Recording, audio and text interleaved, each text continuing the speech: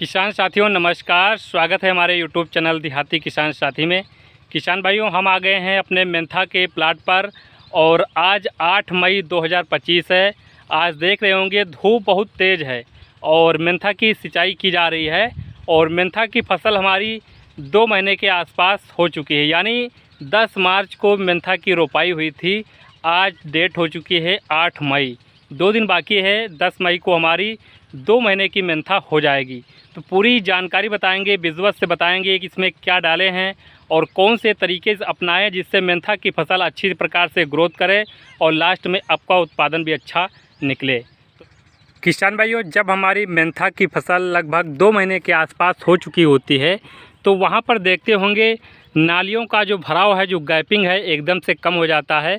एकदम से नालियों की गैपिंग जब कम हो जाती है तो मेंथा की अच्छी प्रकार से बढ़वान होना चालू हो जाती है। जब पौधे एक ही में मिल जाते हैं तो ऊपर की ओर पौधा हमारा ग्रोथ करना स्टार्ट कर देता है।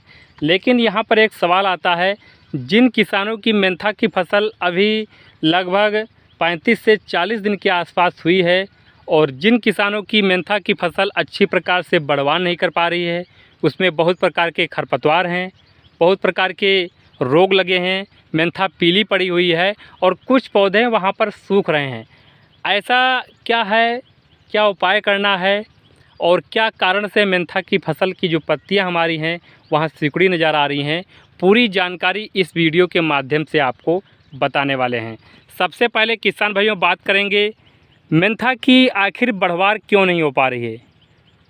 क्योंकि किसान भाइयों, आप जब रोपाई करते होंगे, रोपाई होने के बाद 10 से 12 दिन के बाद आप देखते होंगे मेंथा में नीचे बहुत प्रकार के खरपतवार उगना प्रारंभ हो जाते हैं। चाहे वो जंगली घास हो, जंगली धान हो, मकड़ा हो, मकड़ी हो, दूब हो, सेवरी मकड़ा हो, भंगरा हो, गदा पुरैना, इसे पतर चट्टा बोलते हैं, या भूमि आंवला, जो भी खरपतवार हैं उगना प्रारंभ हो जाते हैं।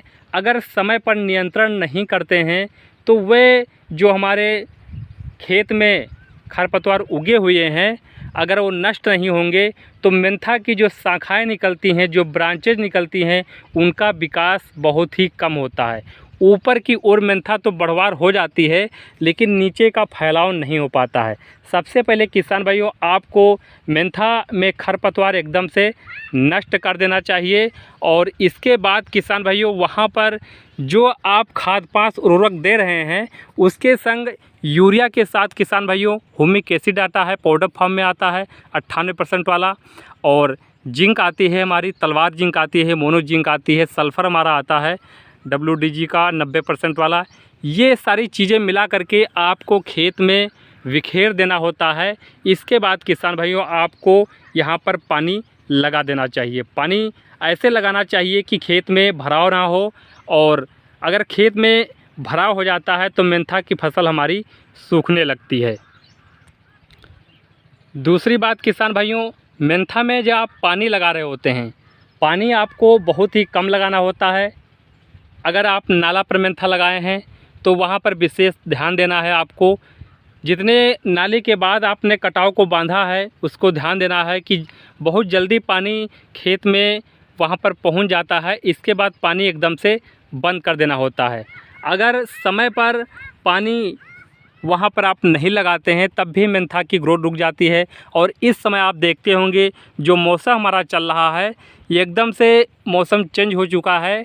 मतलब काफ़ी ज़्यादा मौसम सुहाना हो गया है, बादल छाए हुए हैं, धूप नहीं हो पा रही है, पूर्वी हवा चल रही है, जिससे जो हमारे सुंडी कीटनाशक लगे हुए हैं, जो कीट लगे हुए हैं, हरे रंग के कीट लगे हैं और सफ़ेद भुनका लगा है जिससे वाइट भुनका कहते हैं। तो ये खरपतवार अगर मेंथा की फसल में लग जाते हैं तो ऊपर की बढ़वार एकदम से रुक जाती है। तो जो भी हमारे कीटनाशक दवाइयाँ हैं उसको आपको समय समय पर स्प्रे कर देना चाहिए। स्प्रे करते समय किसान में ध्यान देना चाहिए कि आप 10 से 12 दिन के बाद पुनः आपको दवा डालना होता है, क्योंकि इसका असर 10 से 12 दिन के बाद ही होता है। और इसके बाद अगर आपको दोबारा स्प्रे नहीं करते हैं तो फिर से हमारा खेत में कीड़ा लग जाता है, और जब कीड़ा लग जाता है तो ऊपर की बढ़वार एकदम से रुक जाती है। बढ़वार रुकने से जो मेंथा की ग्रोथ है काफ़ी ज़्यादा वहाँ पर रुकी रहती है। जब आप कीटनाशक का प्रयोग करते हैं तभी मेंथा की अच्छी प्रकार से वहाँ पर बढ़वार हो पाती है। तो इस चीज़ का किसान भाइयों विशेष आपको ध्यान देना है। दूसरी बात किसान भाइयों, मेंथा में आपको स्प्रे क्या करना चाहिए किसान भाइयों, यहाँ पर आप एक चीज़ और स्प्रे कर देना चाहिए, जो हमारी तलवार जिंक आती है। जब आप कीटनाशक स्प्रे कर रहे हो उसके संग जब मेंथा की फसल हमारी 1 महीने के ऊपर हो चुकी होती है, यानी 30 दिन के ऊपर हो जाती है, तो वहाँ पर तलवार जिंक आती है। मान के चलिए 250 ग्राम प्रति एकड़ के हिसाब से, या फिर 250 ग्राम से कम ही डोज लीजिए, बहुत ज़्यादा डोज नहीं लेना है। मान के चलिए 150 ग्राम प्रति एकड़ के हिसाब से आपको तलवार जिंक का घोल तैयार करना है और पूरे खेत में एकदम से स्प्रे कर देना चाहिए। स्प्रे इस समय आपको कर देना है कि वहाँ पर जो स्प्रे आपने किया है वहाँ पर दोहराया ना जाए और धूप अच्छा हो, तभी आपको स्प्रे करना है। और नमी खेत में पर्याप्त होनी चाहिए। और इस समय किसान भाई कीटनाशक में रोकाजिन ले रहे हैं, कोराजिन ले रहे हैं, प्रोपिनोफास प्लस साइपरमेथ्रिन ले रहे हैं। चाहें तो आप वहाँ पर क्लोरोपाइफास जो 50% आता है, हमला नाम से आता है, वो भी आप स्प्रे कर सकते हैं। रेसर दवा आती है, जानदार नाम से आती है। ये सब दवाएं किसान भाइयों आप स्प्रे कर देना चाहिए। अगर ज़्यादा बहुत अधिक मात्रा में हमारे खेत में कीड़े लग जाते हैं तो उसको आप डबल डोज देना होता है। डबल डोज नहीं देंगे तो कीटनाशक जो हमारे खेत से हैं वो कीट नहीं जा पाते हैं, पुनः हमारे खेत में लग जाते हैं, जिससे ऊपर की बढ़वार रुक जाती है।